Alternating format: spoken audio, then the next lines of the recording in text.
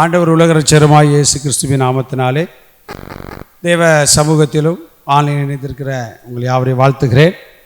இந்த 25ஆம் ஆண்டு புதிய ஆண்டிலே நாம் தொடர்ந்து இந்த ரோம நிருபத்தை நாம் ஆராய்ந்து பார்ப்பதற்கு தேவன் நமக்கு கொடுத்த நல்ல தருணத்திற்கு ஆய்க்கத்தரை துதிக்கிறேன். ஆண்டவர் தாமே உங்கள் ஒவ்வொருவரையும் ஆசீர்வதிப்பாராக. இந்த நாளிலே நாம் தொடர்ந்து ரோமர் நிருபத்தை குறித்த காரியங்களை பார்க்க போகிறோம். கடந்த ஆண்டிலே நாம் தியானித்தது போல 3 பிரிவாக அதை பிரித்து வைத்திருக்கிறார்கள் வேத வல்லுநர்கள். 1 முதல் 8 அதிகாரங்கள் உபதேச சத்தியங்கள், அதாவது தேவ பிள்ளைகள் கண்டிப்பாய் அறிந்து நடக்க வேண்டிய கடைபிடிக்க வேண்டிய சத்தியங்கள். 9ஆம் அதிகாரம் முதல் 11ஆம் அதிகாரம் 9, 10, 11 ஆகிய 3 அதிகாரங்கள் சிறைவேலை குறித்ததான தேவனுடைய திட்டம் என்ன, சிறைவேலரை தேவன் எதற்காய் தெரிந்து கொண்டார் என்பதெல்லாம் பார்க்கும். 3வது பாகம் 12ஆம் அதிகாரத்திலிருந்து 16ஆம் அதிகாரம் வரைக்கும் நம்முடைய வாழ்க்கையில், நடைமுறை வாழ்க்கையில் எப்படி நம்ம நடக்கணும், வாழ வேண்டும் என்பதை பவுல் புறஜாதியார் சபைக்கு எழுதுகிறதை பார்க்கும். புறஜாதியார் சபைக்கு எழுதப்பட்டது நாமும் புறஜாதிகள் தான். நாமும் அவைகள் என்ன செய்யணும், கடைபிடிக்க வேண்டும், நடக்க வேண்டும் என்பதை இந்த வேத பகுதியில் என்ன செய்திருப்பார்கள். இன்றைக்கு நாம் தொடர்ந்து கடந்த வருடத்தில் 5 அதிகாரங்களை பார்த்து முடித்தோம். 6ஆம் அதிகாரத்தை தொடர்ந்து நான் வாசித்து தியானிக்க தேவன் நமக்கு கிருபை தருவாராக. ஒரு சில வசனங்கள் வாசிப்போம். ரோமர் 6ஆம் அதிகாரத்துடைய முதல் 10 வசனங்களை நாம் வாசிக்க கேட்போம். ஆகையால் என்ன சொல்லுவோம்? கிருபை பெருகும்படிக்கு பாவத்திலே நிலைநிற்கலாம் என்று சொல்லுவோமா? கூடாதே. பாவத்துக்கு மரித்த நாம் இனி அதிலே எப்படி பிழைப்போம்? கிறிஸ்து இயேசுக்குள்ளாக ஞானஸ்தானம் பெற்ற நாம் அனைவரும் அவருடைய மரணத்துக்குள்ளாக ஞானஸ்தானம் பெற்றதை அறியாமல் இருக்கிறீர்களா? மேலும் பிதாவின் மகிமையினாலே கிறிஸ்து மரித்தோரிலிருந்து எழுப்பப்பட்டது போல நாமும் புதிதான ஜீவன் உள்ளவர்களாய் நடந்து கொள்ளும்படிக்கு அவருடைய மரணத்திற்குள்ளாக்கும் ஞானஸ்நானத்தினாலே கிறிஸ்துவுடனே கூட அடக்கம் பண்ணப்பட்டோம். ஆதலால் அவருடைய மரணத்தின் சாயலில் நாம் இணைக்கப்பட்டவர்களானால் அவர் உயிர்த்தெழுதலின் சாயலிலும் இணைக்கப்பட்டிருப்போம். நாம் இனி பாவத்துக்கு ஊழியம் செய்யாதபடிக்கு பாவ சரீரம் ஒளிந்து போகும் பொருட்டாக நம்முடைய பழைய மனுஷன் அவரோட கூட சிலுவையில் அறையப்பட்டதென்று அறிந்திருக்கிறோம். மரித்தவன் பாவத்துக்கு நீங்கி விடுதலையாக்கப்பட்டிருக்கிறானே. ஆகையால் கிறிஸ்துவுடனே கூட நாம் மரித்தோமானால் அவருடனே கூட பிழைத்தும் இருப்போம் என்று நம்புகிறோம். மரித்தோரிலிருந்து எழுந்த கிறிஸ்து இனி மரிப்பதில்லை என்று அறிந்திருக்கிறோம். மரணம் இனி அவரை ஆண்டு கொள்வதில்லை. அவர் மரித்தது பாவத்திற்கென்று ஒரே தரம் மரித்தார். அவர் பிழைத்திருக்கிறது தேவனுக்கென்று பிழைத்திருக்கிறார். கர்த்தருடைய நாமம் மகிமைப்படுவதாக. ஒரு மிக முக்கியமான ஒரு சத்தியம் இது. கடந்த நாட்களில் நம்ம பார்க்கும்போது 5ஆம் அதிகாரத்தில் அங்கே நாம் இயேசு கிறிஸ்துவினுடைய கீழ்ப்படிதலினாலே, இயேசு கிறிஸ்துவுடைய தியாகத்தினாலே, இயேசு கிறிஸ்துவுடைய இரத்தத்தினாலே, சிலுவை மரணத்தினாலே நாம் எல்லாரும் பாவத்திலிருந்து மீட்கப்பட்டோம், நித்திய ஜீவனை பெற்றோம். அவராலே நம்ம மீட்கப்படுவது 5ஆம் அதிகாரம் 10ஆம் வசனத்தில் நான் வாசிக்க கேட்போம். நாம் தேவனுக்கு சத்துருக்களாய் இருக்கையில் அவருடைய குமாரனின் மரணத்தினாலே அவருடனே ஒப்புரவாக்கப்பட்டோமானால் ஒப்புரவாக்கப்பட்ட பின் நாம் அவருடைய ஜீவனாலே ரட்சிக்கப்படுவது அதிக நிச்சயமாமே. 9ஆம் வசனத்தை வாசிக்க கேட்போம். இப்படி நாம் அவருடைய இரத்தத்தினாலே நீதிமான்களாக்கப்பட்டிருக்க கோபாக்கினைக்கு நீங்களாக அவராலே நாம் ரட்சிக்கப்படுவது அதிக நிச்சயமாமே. அநேக ஊழியர்களும் விசுவாச மக்களும் பண்ணக்கூடிய ஒரு மிகப்பெரிய தவறு, அல்லது அறிந்து கொள்ளக்கூடிய மிகப்பெரிய தவறு என்ன அப்படின்னா, பைபிளை ஏதாவது ஒரு பகுதியை எடுத்து, ஒரு வசனத்தை எடுத்து, ஒரு வார்த்தையை எடுத்து, ஒரு சென்டென்ஸை எடுத்து அதை மையமாக வைத்தே அப்படியே ஓடுறது. அது நம்முடைய வாழ்க்கையில் தவறான பாதையில் கொண்டு போய் சேர்த்து விடும் என்பதை அங்கே தெளிவாய் சொல்லப்பட்டது. நாம் வேத சத்தியங்களை முழுவதும் தேடி ஆராய்ந்து பாருங்கள் என்று சொல்லப்பட்டிருக்கு. சத்திய வேதம் நமக்கு சத்தியத்தை 66 புஸ்தகத்தில் சொல்லப்பட்டிருக்கு. ஏதோ ஒரு புஸ்தகத்தில், ஏதோ ஒரு அதிகாரத்தில், ஏதோ ஒரு வசனத்தில், ஏதோ ஒரு வசனத்தின் ஒரு பகுதியிலே சொல்லப்பட்டதை மட்டும் எடுத்துக்கொண்டு தப்பாய் போதிக்கிற ஊழியர்கள் கூட்டம் பெருகிக்கிட்டே வருது. அதை கேட்டு அதன்படியே நடக்கிற எங்கள் கிராமத்தில் சொல்லுவாங்க, விசில் அடித்தான் கூட்டம் என்ன செய்யுது, பெருகிட்டே வருது. என்ன கூட்டம்? விசில் அடித்தான் கூட்டம். இன்றைக்கி அப்படிப்பட்ட ஊழியர்கள் பெருகிட்டாங்க. அவங்களுக்கு வரவேற்பு கூட்டிட்டு அநேக பரிசுத்தவான்கள் விழுந்து போனார்கள். அதாவது யார் மாறினாலும் சரி, நான் அடிக்கடி பிரசங்கத்தில் தனிப்பட்ட முறையில் சொல்வதுண்டு. எபிரேயர் 11:12 அதிகாரத்துடைய முதல் வசனமும் நம்முடைய வாழ்க்கையில் எப்போதும் நினைவில் வைத்துக்கொள்ள வேண்டிய ஒரு வேத பகுதி. 11ஆம் அதிகாரம் எபிரேயர் 11 விசுவாச பட்டியலை குறித்து நமக்கு சொல்லப்பட்டது. ஆபேலிலிருந்து தொடங்கி அநேக பரிசுத்தவான்கள், ஆபேலை குறித்தும், ஏனோக்கை குறித்தும், ஆபிரகாமை குறித்தும், மோசே குறித்தும், சாராளை குறித்தும், கிதியன் நிறைய தேவ மனிதர்களை குறித்து சொல்லப்பட்டது. ஆனால் 12ஆம் அதிகாரத்தின் முதல் வசனத்தில் ஆவியானவர் தெளிவாக சொல்லியிருக்கிறார். வாசிக்க கேட்போம். ஆகையால் மேகம் போன்ற திரளான சாட்சிகள் கவனிச்சுக்கிடணும். சொல்லப்பட்ட வார்த்தைகள் ஏராளமான சாட்சிகள். கடைசியில் பார்த்தீங்கன்னா வரிசையாக சொல்லிடுவார். கிதியோன், பாராக்கு, சிம்சோன் அப்படியே ஒரு பெரிய பட்டியலை சொல்லிடுவார். அதுக்கு கீழே பார்த்தீங்க அப்படின்னா 11ஆம் அதிகாரத்தில் பேரே சொல்லாமல் சொல்லிகிட்டே இருப்பார். அப்போ என்ன அர்த்தம்னா, எத்தனையோ திரள் கூட்டம் இருக்கிறது, திரளான வசனங்கள்லாம் இருக்கிறது. நமக்கு வேண்டிய வசனத்தை எடுத்துகிட்டு பிடிச்சிட்டு ஓடிடக்கூடாது, மிக கவனமாக இருக்க வேண்டும். அதுக்கு தான் ஆண்டவர் தெளிவாக சொன்னார், வழிகளிலே நின்று பூர்வ பாதை எவை என்று கேட்டு விசாரித்து நல்ல வழி எங்கே என்று பார்த்து அதிலே நடவுங்கள், அப்பொழுதுதான் நித்திய ஜீவன் கிடைக்கும். தேடி வாசியுங்கள், ஜோடி இல்லாமல் ஜோடி இல்லாதிராது. அப்போ தேடி வாசிக்கணும். ஒரு வசனத்தை வச்சு என்ன செய்யக்கூடாது, வேதத்தை ஆராய்ந்து பார்க்கக்கூடாது.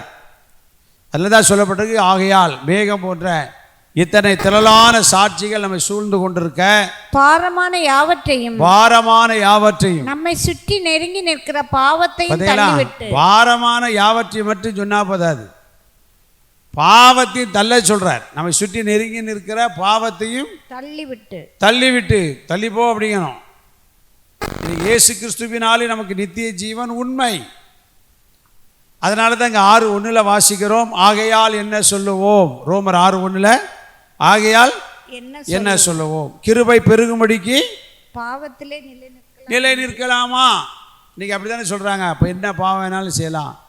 கர்த்தர் செய்த பாவம், செய்கிற பாவம், செய்ய போகிற பாவம். அப்போ அவர் ஏன் செத்தாருன்னு என்ன செய்யலை தெரியாமலே போகிறது.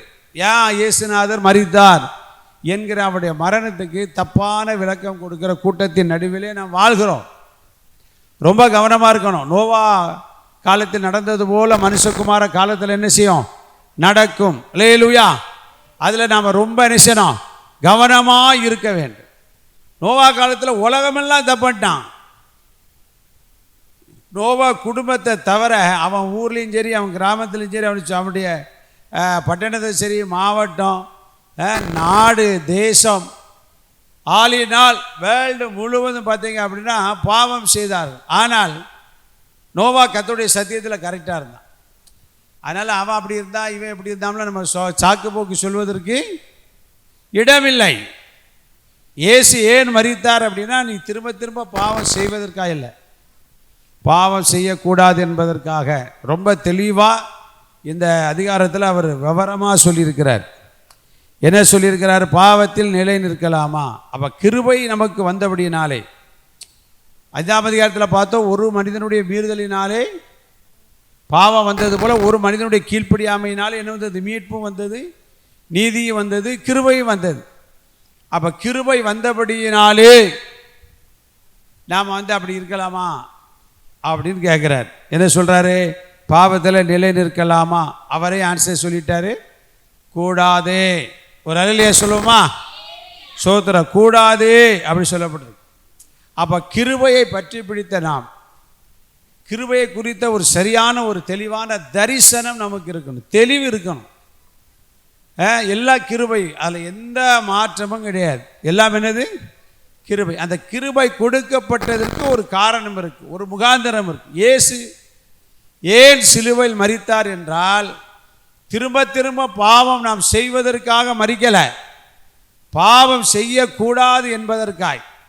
அதனால தான் சங்கீதக்காரனாகி தாவீது சொன்னான், சங்கீதம் 40:1 நம்ம பார்க்கும்போது பார்த்தீங்க அப்படின்னா, கர்த்தருக்காக பொறுமையோடு காத்திருந்தேன், அவர் என்னிடமாய் சாய்ந்து என் கூப்பிடுதலை கேட்டார். பயங்கரமான குழியிலும் உளையான சேற்றிலிருந்து என்னை தூக்கி எடுத்து உளையான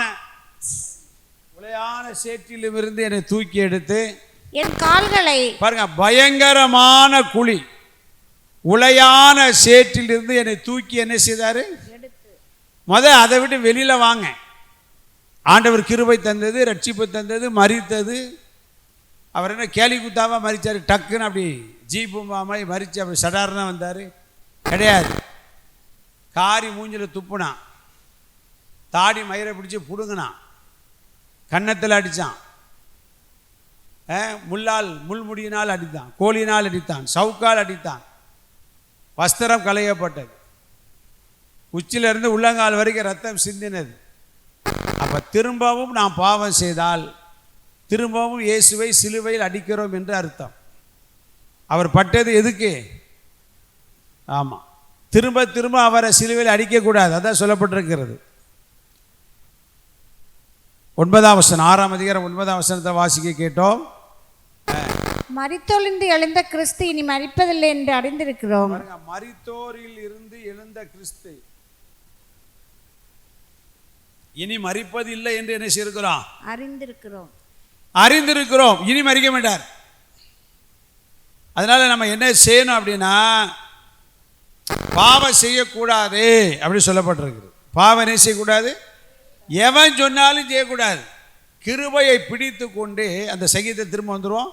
உளையான சேற்றிலும் பயங்கரமான குழி, உளையான சேறு. இந்த குழியிலிருந்து வெளியில் வர முடியாது, கிணறு கிடையாது, குழி. குழி என்பது எப்படி இருக்கும்?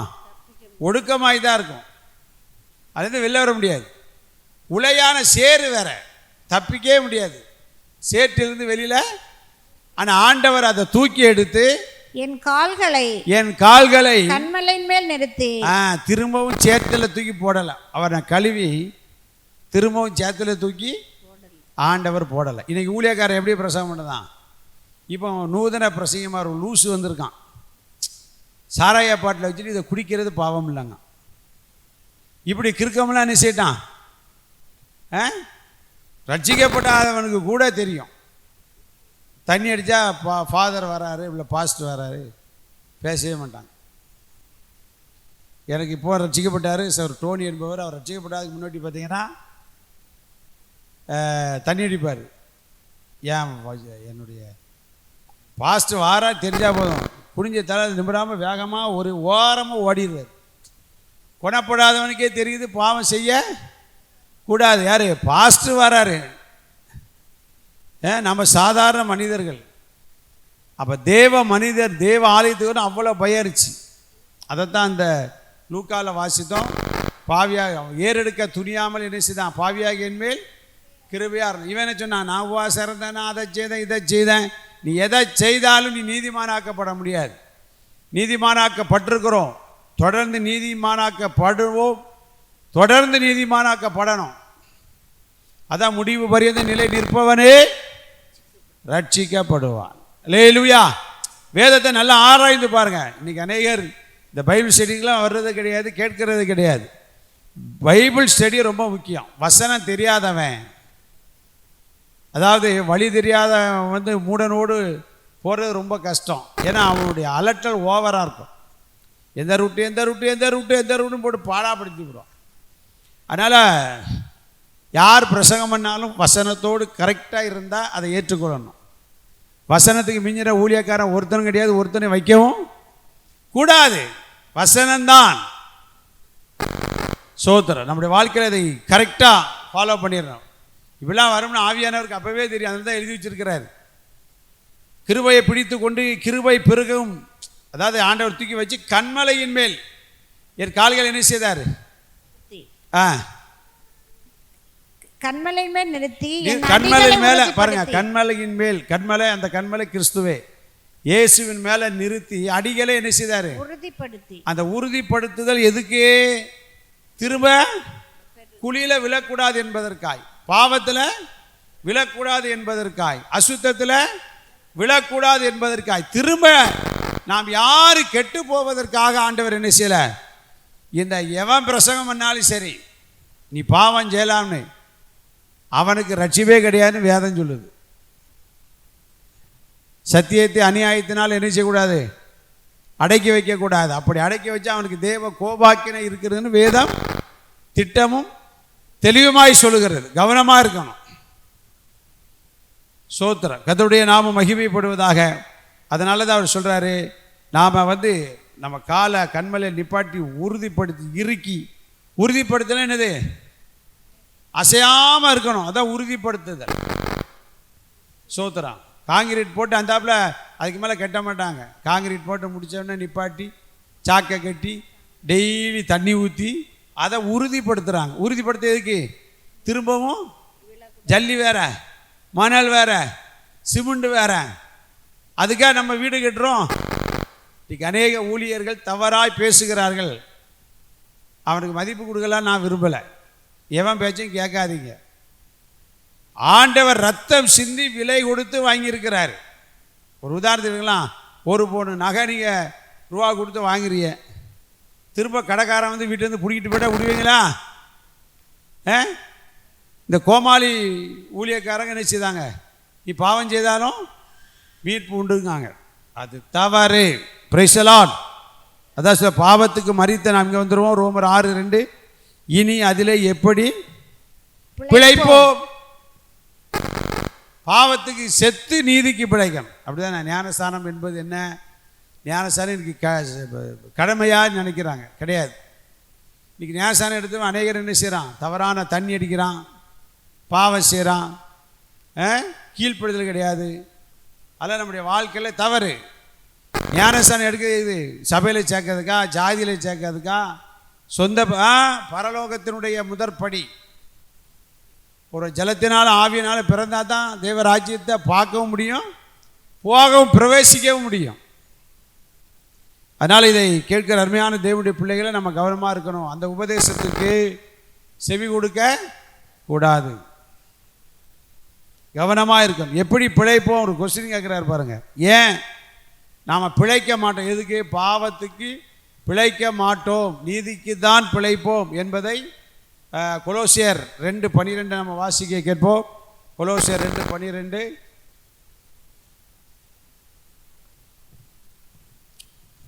ஞானஸ்தானத்திலே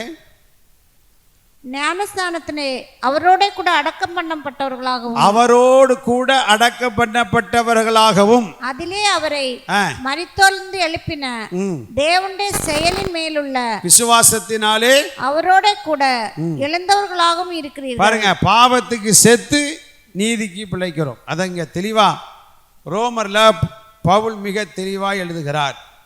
3ஆம் வசனத்தை வாசிக்கிறோம். கிறிஸ்து இயேசுவுக்குள்ளாக ஞானஸ்தானம் பெற்ற ஒரு சிலர் அல்ல, ஊழியக்காரராக இருந்தாலும் விசுவாசியா இருந்தாலும் நாம் அனைவரும் அவருடைய மரணத்துக்குள்ளாக ஞானஸ்தானம் பெற்றதை. அப்ப ஞானஸ்தானம் பெற்றது நீ சடங்காச்சாரம் இல்லை, சபையினுடைய சடங்கு கிடையாது, அது சபையினுடைய மெம்பர்ஷிப் கார்டு கிடையாது. அது எது அப்படின்னா, மரணத்துக்குள்ளாக நாம் என்ன செய்றோம்? ஆண்டவர் பாவத்துக்கு, அவர் பாவி கிடையாது, நம்முடைய பாவத்தை ஏற்றுக்கொண்டபடினால அவர் பாவி. நமக்காக பாவியாக்கப்பட்டவர். அந்த நம்முடைய பாவத்தோடு மரித்தார். ஆனால் எழும்பும் போது பார்த்தீங்க அப்படின்னா பரிசுத்தவானா என்ன செய்தார்? எழுப்பினார். அல்லேலூயா. நீதிமானா எழுப்பினார். அவரை அதுக்கு பிறகு என்ன செய்ய முடியாது? பாவி என்று அவர் உயிரோடு இருக்கும்போதே சொல்ல முடியாது. மாம்சத்தில் இருந்த காலத்தில் என்ன பாவம் உண்டு ஒரு சொல்ல அப்படின்னா ஒருத்தரும் சொல்ல மாட்டேங்கான். இன்னைக்கு எங்கேயாவது பின்னாடின்னு சொல்லுவான், குறை சொல்லுவான். ஆனால் முன்னாடி வந்தால் வாயை திறக்க மாட்டான். Praise the Lord. லேலுயா சோத்திரம். இயேசு அங்கே இருந்து சொல்லிட்டு அவன் அப்படி இப்படிங்க அவருக்கு சவால் விடுறாரு. என்கிட்ட பாவன்னு யாராவது ஒரு ஆள் சொல்லுடா அப்படின்னா ஒருத்தனை என்ன செய்ய மாட்டான், சொல்ல வரலை. அவர் நீதிமான். நம் நிமித்தம் நம்முடைய பாவங்களுக்காக பாவியாக்கப்பட்டார். லேலுயா. அதனால் அவர் மரிக்கும் போது நம்முடைய பாவத்தை சுமந்து கொண்டு மரித்தார்.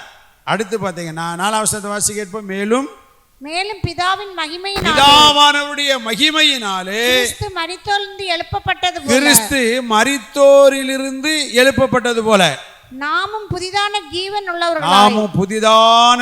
உள்ளவர்களாய் நடந்து கொள்ளும்படிக்கு. அங்கதான் கவனிக்கணும். பிதாவின் மகிமையினாலே கிறிஸ்து மரித்து எழுப்பப்பட்டது போல இயேசுவின் பிதா குமார பரிசுத்தாவுடைய நாமத்தில் நம்ம ஞானஸ்தானம் பெற்ற போது என்ன நடந்தது அல்லது என்ன நடக்கிறது என்பதை அங்கு சொல்லப்பட்டிருக்கிறது. பிதாவின் மகிமையினாலே கிறிஸ்து எழுப்பப்பட்டது போல மரித்தோரில் எழுப்பப்பட்ட நாமும் புதிதான ஜீவன் உள்ளவர்களாய் நடந்து கொள்ளும்படி. அப்ப நாம என்ன செய்யணும்? புதிதான தொடர்ந்து வாசி. அவருடைய மரணத்துக்குள்ளாக்கு ஞானஸ்தானத்தினாலே கிறிஸ்துவுடனே கூட அடக்கம் பண்ணப்பட்டோம். வாசி. ஆதலால் அவருடைய மரணத்தின் சாயலில் நாம் இணைக்கப்பட்டவர்களானால் அவர் உயிர்த்தெழுதலின் சாயலும் இணைக்கப்பட்டிருப்போம். கர்த்தருடைய நாமம் மகிமைப்படுவதாக. என்ன சொல்லப்பட்டிருக்கு அப்படின்னா, இயேசு மரித்தது நமக்காக, நம்முடைய பாவத்திற்காக. எழுந்தது நமக்காக தான். அவர் எழுந்த போது எப்படி இருந்தாரு? புதிய ஜீவனுடையவராய். அதனால தான் மரியாள் வந்தபோது என்னை தொடாத, நான் பிதா விட்டு போகலை அப்படின்னார். அவர் மாம்சத்தில் இருந்தபோது தொட்டாள், இப்போ தொடக்கூடிய உரிமையை கொடுக்கல. Praise the Lord. சொல்லுங்க அல்லேலூயா. புதிய சரீரத்தோடு அவர் எழுப்பப்பட்டார். அதான் பூட்டப்பட்ட அறைக்குள் அவர் என்ன செய்தார்? அல்லேலூயா. சோத்திர. கர்த்தருடைய நாமம் மகிமைப்படுவதாக. அப்ப அங்க என்ன பார்க்கிறோம் அப்படின்னா, மரித்தோர் எழுப்பப்பட்டது போல நாமும் புதிதான ஜீவன் உள்ளவர்களாய் நடந்து கொள்ளும்படிக்கு ஞானஸ்தானத்தில் என்ன செய்யப்பட்டிருக்கிறோம்? அவரோடு அடக்கம் கொள்ளப்பட்டு அவரோடு கூட என்ன செய்யிருக்கிறோம்? அப்போ பாவத்துக்கு செத்து நீதிக்கு பிழைத்திருக்கிறபடினாலே ஞானஸ்தானம் பெற்ற அனைவருமே எப்படி நடக்கணும் அப்படின்னா, புதிய ஜீவன் உள்ளவர்களாய். சில பேர் ஞானஸ்தானம் எடுத்துருந்தான், அதே பழக்கம்தான்.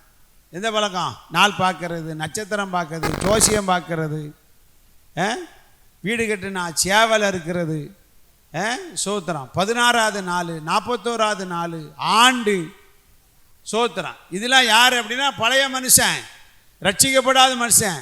அது பேய்த்தனத்துக்கு அடுத்தது வேதம் சொல்லுது. ஆமென். அஞ்ஞானிகள் பலியிடு யாருக்கு? தேவனுக்கல்ல. யாருக்கு? பேய்களுக்கே பலியிடுகிறார்கள். மிக தெளிவாக சொல்லப்பட்டிருக்கிறது. கொரிந்தியருக்கு பவுல் எழுதும்போது பார்த்தீங்க அப்படின்னா, இந்த கல்லறையில் கொண்டு போய் சாப்பாடு வைக்கிறது இதெல்லாம் எதுக்கு அப்படின்னா, பேய்க்கு. செத்து போன மனுஷன் வந்து சாப்பிட போகிறானா அப்படின்னு கேட்டால் அவன் வரமாட்டான். அவன் எதுக்கு வர போகிறாரு? அவர் எங்கே போயிடுவார்? அவர் தேவனிடம் போயிடுவார். எங்கே போயிடுவார்? ஆண்டவர்கிட்ட போயிடுவார். இவன் எங்கள் அப்பா கொடுக்க. வாசிங்க 1 கொரிந்தியர் 10ஆம் அதிகாரம்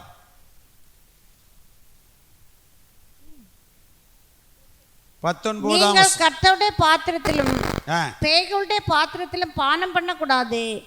நீங்கள் கர்த்தருடைய போஜன பந்திக்கும் பேய்களுடைய போஜன பந்திக்கும் பங்குள்ளவர்களாக இருக்கக்கூடாது.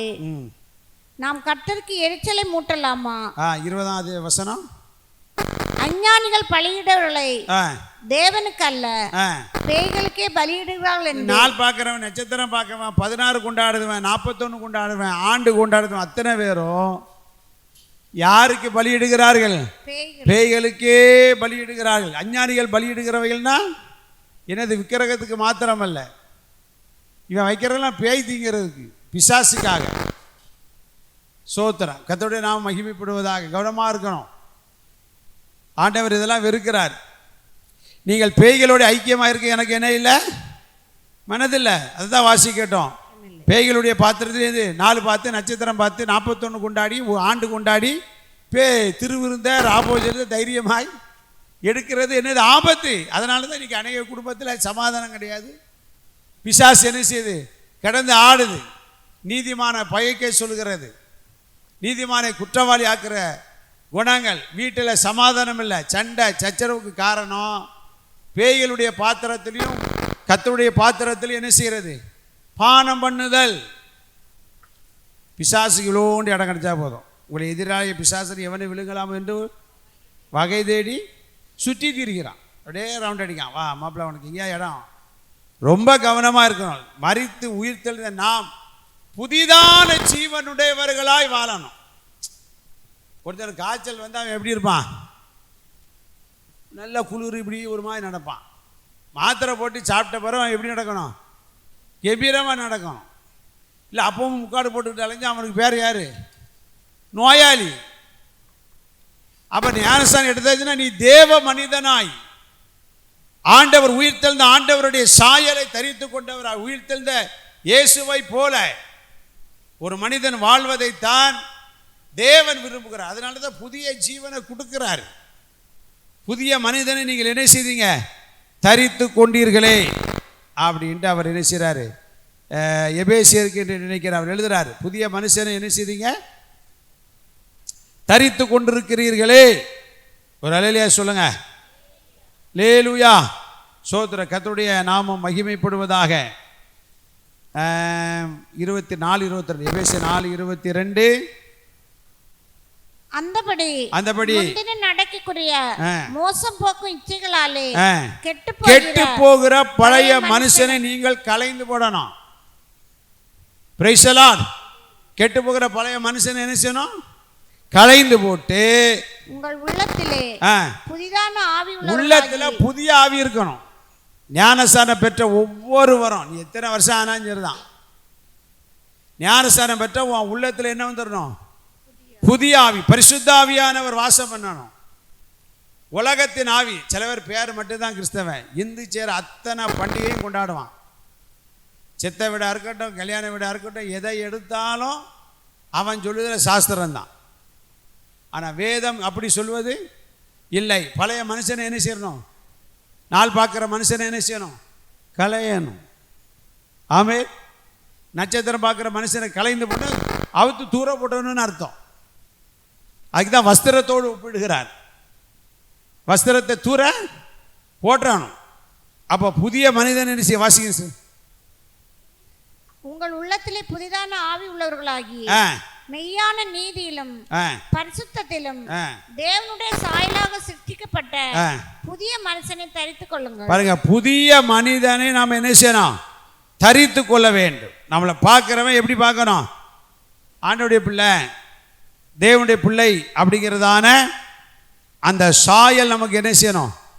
இருக்கணும். அதை விட்டுட்டு அங்கே கொரிந்தில வாசிக்கிறது போல பேய்களுக்கும் பலியிட்டு அதையும் கொண்டாடி இதையும் கொண்டாடுனா தேவன் நம்மை வாயில் என்று வாந்தி பண்ணி, ஏன்னா நம்ம வாழ்கிற காரில் ஓதிக்க சபையினுடைய காலம் இப்படி தான் இருக்கும். ஆனால் நாம் எப்படி இருக்கணும்? கர்த்தருக்கு பிரியமாய் நாம் வாழ கற்றுக்கொள்ள வேண்டும். ஒரு ஆமென் சொல்லுங்களா. அதான் அவர் சொல்கிறாரு, உயிர்த்தது சாகி இணைக்கப்பட்டிருக்கிறோம். இப்போ ரோமருக்கு வந்துடுவோம், வாசிக்கிறோம். நாம் இனி 6ஆம் வசனம், நாம் இனி பாவத்துக்கு ஊழியம் செய்யாதபடி. அப்ப பாவத்துக்கு ஊழியம் செய்யாதபடிக்குன்னா பாவம் செய்கிறவன் பாவத்திற்கு அடிமையா இருக்கிறான். கடன் வாங்கினவன் கடன் கொடுத்தவனுக்கு அடிமை. அப்ப பாவம் செய்கிறவன் பாவத்திற்கு அடிமை. புறஜாதி பழக்க வழக்கங்களை கொண்டாடுகிறவன் புறஜாதிகளுடைய பழக்க வழக்கங்களுக்கு அடிமை. அவன் ஞானஸ்தானம் எடுத்தாலும் ரட்சிக்கப்படாதவன் தான். ஞானஸ்தானம் எடுத்தா இயேசுவை போல, ஒரு அல்லேலூயா சொல்லுங்களா, வாழ வேண்டும். அதான் சொல்லப்பட்டிருக்கு. பாவ சரீரம் ஒளிந்து போகும் பொருட்டாக நம்முடைய பழைய மனுஷன் அவரோட கூட சிலுவையில் அறையப்பட்டது அறிந்திருக்கிறோம் அப்படி எழுதுறாரு. அப்ப அறியணும். இந்த அறிவு கூட இன்னைக்கு சாதாரணப்பட்டவங்களுக்கு கிடையாது. அந்த அறிவு இருக்கணும். எந்த அறிவு இருக்கணும்? என்னுடைய பழைய மனுஷன் சிலுவையில் அடையப்பட்டாச்சு, அவன் திரும்ப வருவானா? வர கூடாது. அந்த சிலுவையிலிருந்து எழும்பிய சரீரம் புதிதான சரீரம். லேலூயா. அந்த புதிதான சரீரத்தை கல்லறை என்ன செய்ய முடியல? தடுத்து நிறுத்த முடியலை. அன்றைக்கு இருந்த அதிகாரிகள் அவரை தடுத்து நிறுத்த முடியாது. ரட்சிக்கப்பட்ட மனிதன் அப்படி இருக்கணும்.